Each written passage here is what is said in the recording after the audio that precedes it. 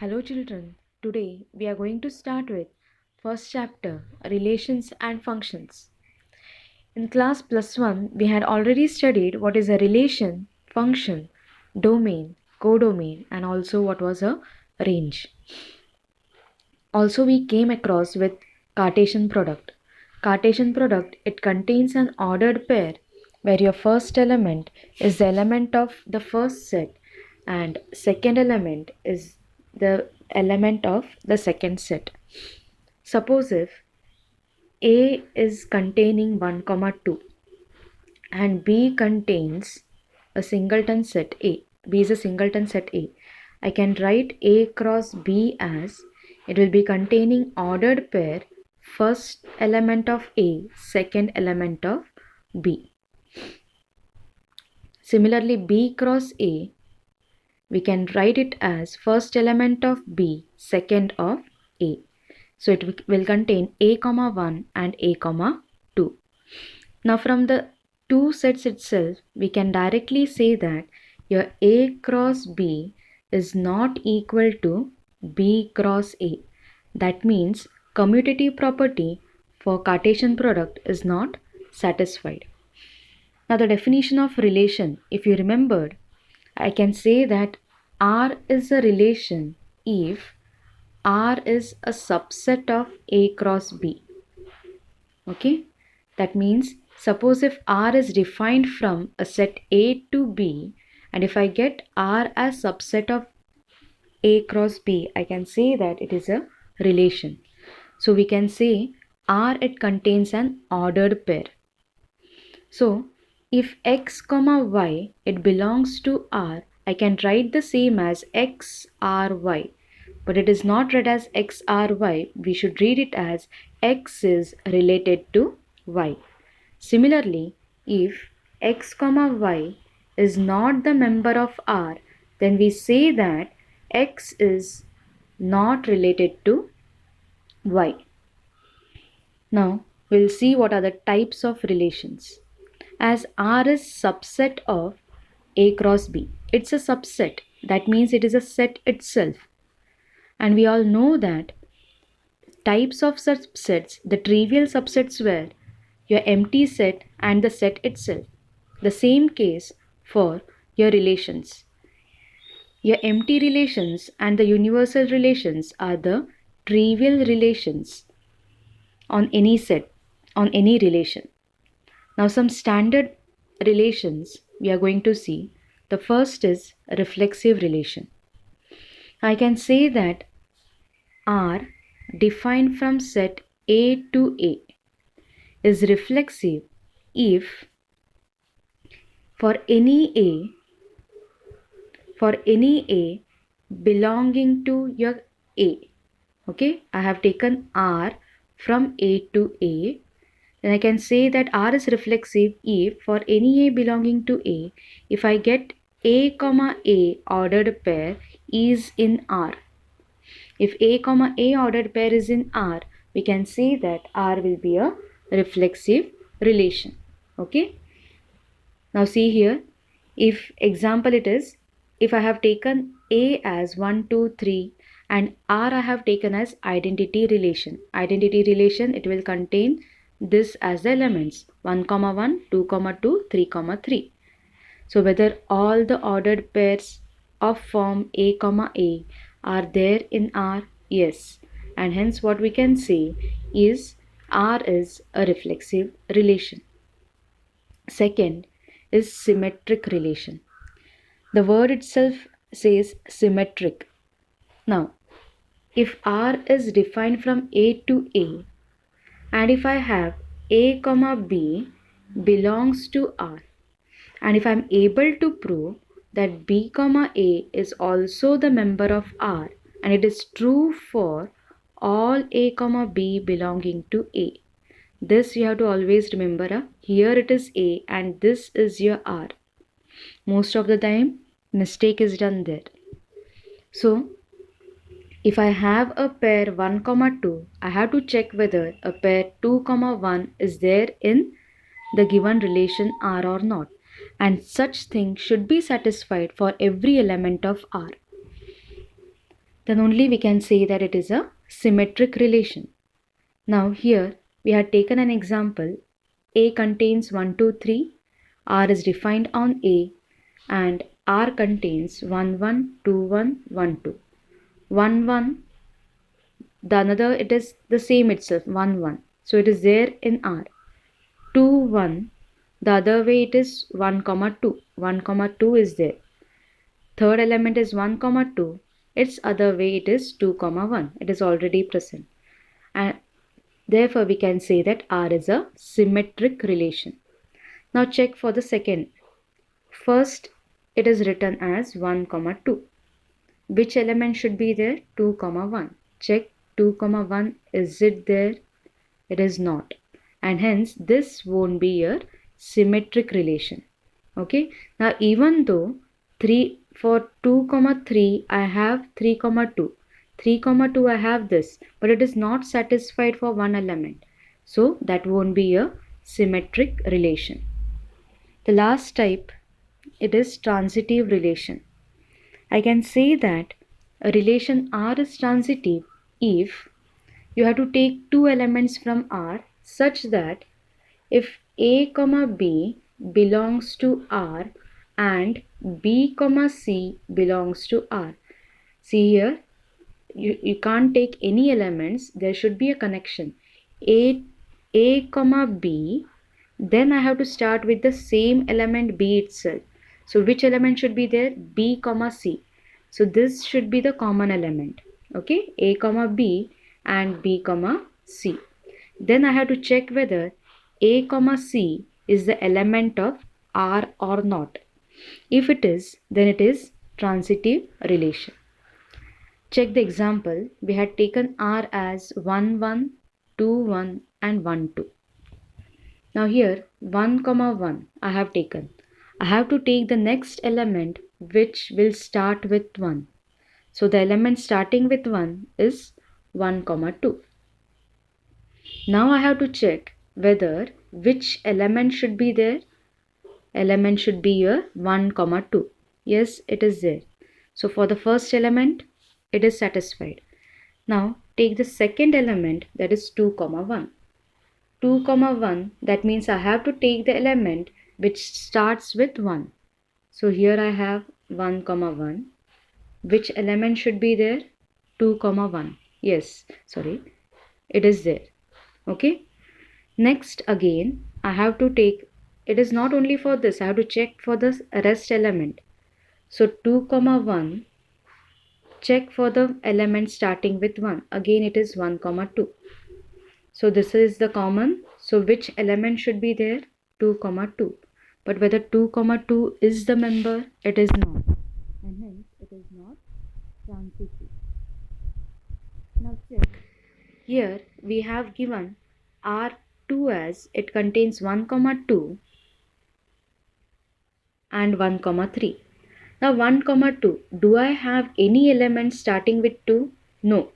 So just leave that element. No need to think about that.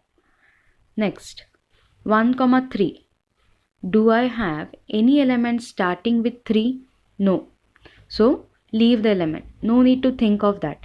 That means in a case where we don't get such pair, that is A, B and B, C.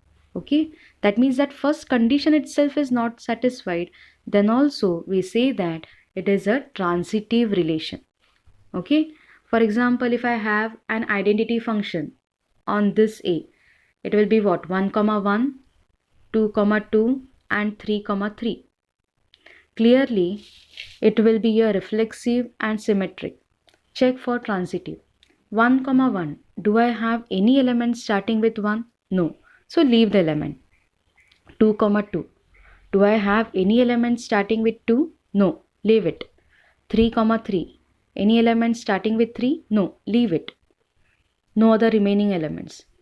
So that first property itself, that if condition itself is not clear, is not satisfied, then we can say what? It will be a transitive relation itself. Don't have a confusion in this point. If I don't have any pair satisfying the first condition itself, just leave that elements and if there is no other element, then it will be again your transitive. Okay, equivalence relation, the last type, it is nothing but R is said to be equivalence relation on set A if it is reflexive, symmetric and transitive relation. That means if all the three types of relations are satisfied by a relation R, then it is called to be equivalence relation. We'll see one example. Show that the relation R such that it contains a comma b, a minus b is divisible by 3 is equivalence relation or not. That means I have to check for reflexive, symmetric and transitive. Now for reflexive, I have to get which pair a comma a should be the member of R. Okay. Now for reflexive, always start from here. Whatever it is defined, from there we are going to start. Okay, for reflexive, how many elements I need? Only one element from A. So I'll be taking for any element A, which is that property A minus B. Here it is given. A minus A is always what? A minus A is always 0. Okay, whether 0 is divisible by 3? Yes. That means this property is satisfied, and hence I can say that A comma A, it belongs to R, and hence it is your reflexive relation. Okay. Then for symmetric, what we have to get? First take any element of R, and I have to check what? B comma A is the element of R or not. Now if A comma B is the element of R, then by definition what can I say here? I can write it as what? A minus B is divisible by 3. Yes, that we can write. A minus B is divisible by 3 by the definition clearly from the question. If A minus B is divisible by 3, may I write it as A minus B as 3 into M? Yes, now 6 is divisible by 3. So can I write 6 as 3 into 2? So this 2 is any integer. Okay. So I have written A minus B equal to 3M. I have to check for B comma A is member of R or not. That means what property should be satisfied? B minus A should be divisible by 3. Now I have A minus B. Can I take minus outside? So it becomes B minus A equal to 3M. So can I write B minus A is minus 3 into M? Yes. So now is it B minus A is same as 3 into some integer minus M? So whether B minus A is divisible by 3? Yes.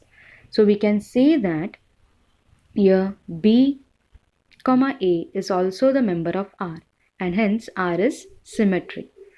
The last is transitive. For transitive, you have to take two elements from R such that this should be common. Okay. So if A comma B belongs to R, can I say A minus B is divisible by 3? Divisible by 3, so I can write it as something 3 into some integer.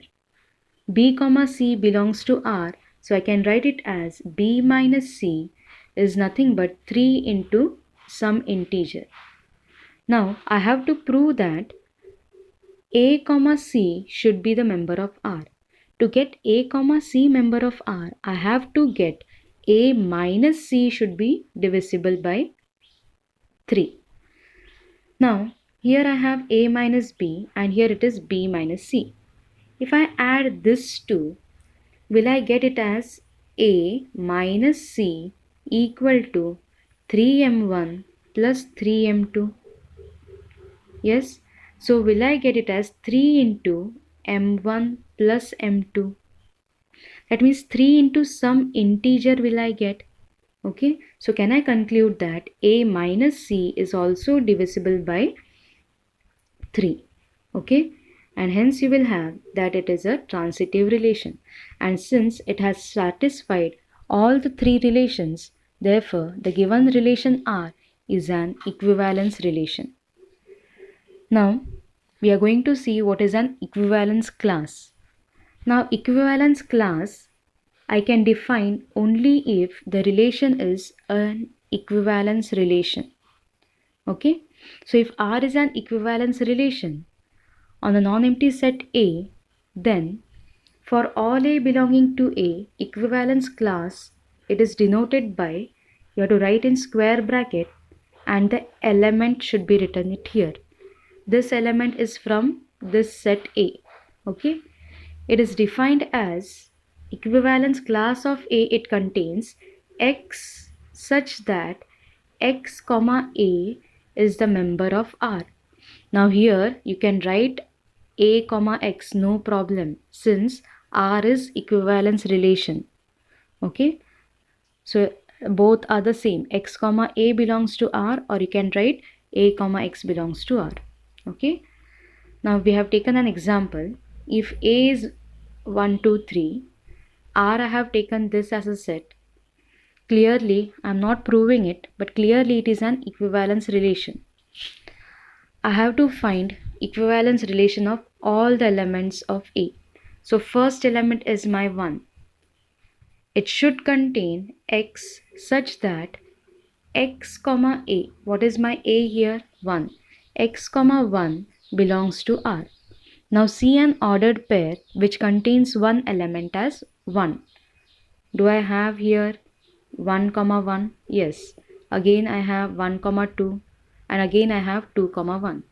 So which are that elements A? It will be 1 comma 2. Is that clear? No other element than 1 and 2. Now if I want to find equivalence class of 2, by definition will it contains X such that which ordered pair should be there? X comma 2 ordered pair should be there. Now check the ordered pair which contains 2. Is it 2 comma 2? Then 1 comma 2 and 2 comma 1. That means which are the elements of A will I get? Only the elements will be there. Again it is 1 and 2. Similarly for equivalence class of 3, I should get the element such that X is related to 3. Now 3 comma 3 is the only element. Okay, so equivalence class of 3, it contains only singleton 3. So that is what is for equivalence class. Today's session, till this we are going to see. Okay, thank you.